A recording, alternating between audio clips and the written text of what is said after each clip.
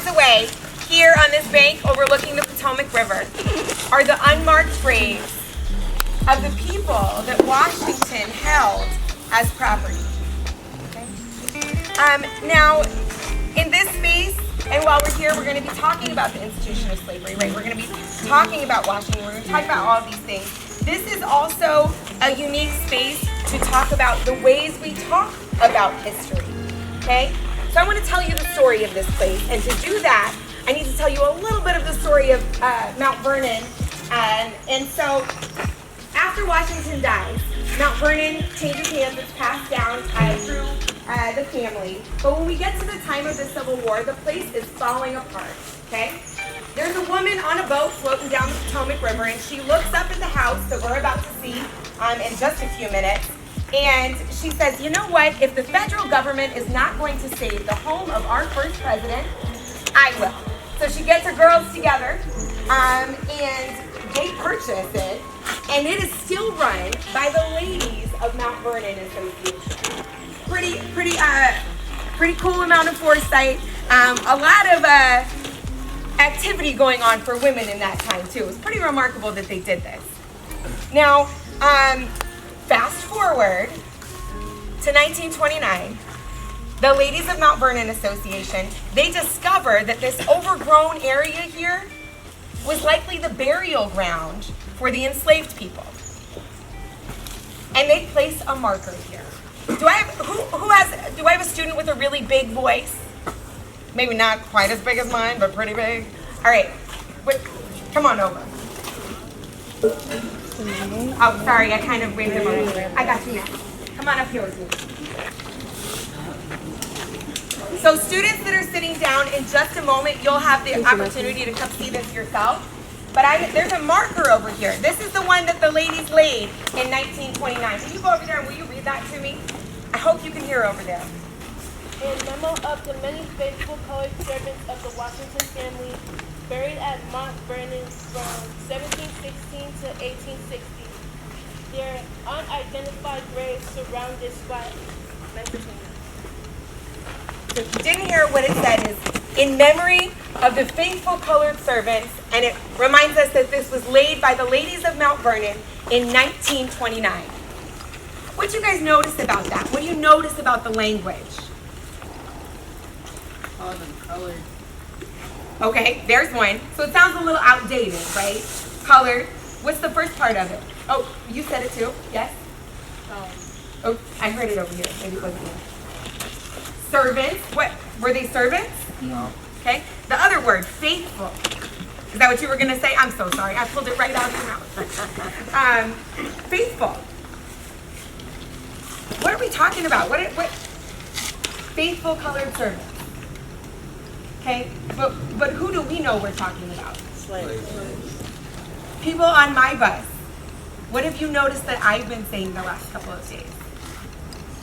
Is that what I've been saying? Anyone? Enslaved. So you guys noticed right away that that sounded kind of crazy, right? Okay, they weren't servants, they were enslaved, they had no choice. Can you be faithful if you have no choice? Goes along with the conversation we had on the bus a little bit earlier, right? That it's impossible to be kind to someone who you've denied their basic humanity, right? So faithful colored servants, and then you guys said, no, we're talking about slaves, and I've been saying enslaved. Is there a difference again? Yes. Is there a difference between slave and enslaved? Yes? Then what is it? Go ahead. Enslaved is like a term that kind of demeans them, and then enslaved is like what happened to them versus Perfect. being a person. That's perfect. She said enslaved is what happened to them. So when we're saying the slaves, his slave, it's making that individual, that real person that we're talking about, it's denying them once again of their humanity, right? The folks who were enslaved were human beings. They had families, they had dreams, they had hopes, and they had fears. And so just that slight word change just gives back a little bit of the humanity that they were stripped of in life.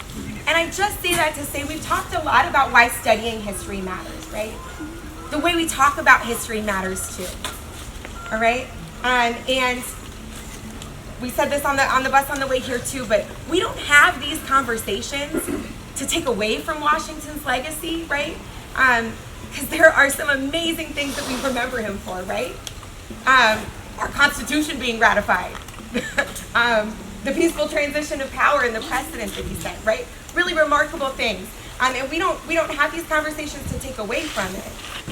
But if we are going to continue to reach for those lofty ideals laid out in our founding documents, if we are going to get better, continue to grow and get better as a nation, then we have to really know the history too. It's a really important part of it. So this memorial, laid in 1929, I said the language seemed outdated, but it's also pretty remarkable because in 1929, guess what? Virginia, as a southern state, was still segregated. And this group of white ladies paid for the first memorial to enslaved people in a southern state. So, a little out of date, but we can also, at the same time, while we notice where it's fallen short, we can also recognize that it was also pretty remarkable. Okay? Now, once they lay it, it's forgotten about again. Decades pass. The area is again rediscovered, and then a group of Howard University students. You guys know where Howard University is? It's a historically black college in Washington, D.C. They're commissioned to design the memorial that we see here. And so then this one is put in place. Okay? Now, at that time, they've just been looking at documents to verify that this is where the enslaved were buried. Fast forward a couple more years, and they started a project that is still ongoing. They are using soil analysis and other sciencey things to actually discover where there are bodies and how many there are. And so these outlines that you see with the string is where that they've discovered that people are buried. So those are marking graves, right?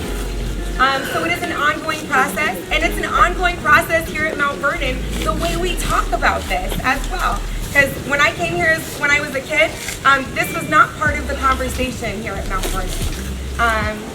So yeah, I think it's so important that we have this conversation.